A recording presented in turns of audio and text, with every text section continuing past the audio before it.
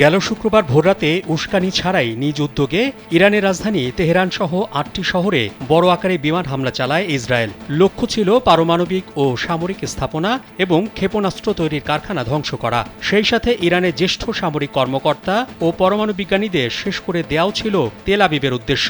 কিন্তু সেই রাতেই ইসরায়েলে পাল্টা হামলা চালায় ইরান। প্রথমে প্রায় ১০০ ড্রোন ছোড়ে এবং পরে ক্ষেপণাস্ত্র হামলা চালানো হয়। ইরানের দাবি, ইসরায়েলের হামলায় এখন পর্যন্ত ২০ শিশুসহ অন্তত ৮০ জন নিহত হয়েছেন ও ৩২০ জনেরও বেশি আহত হয়েছেন।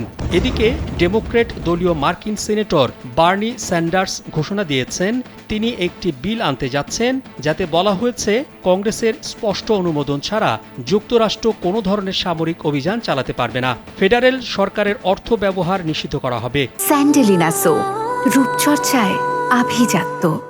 বার্তা সংস্থা আনাদুলুর এক প্রতিবেদনে তথ্য জানানো হয়েছে।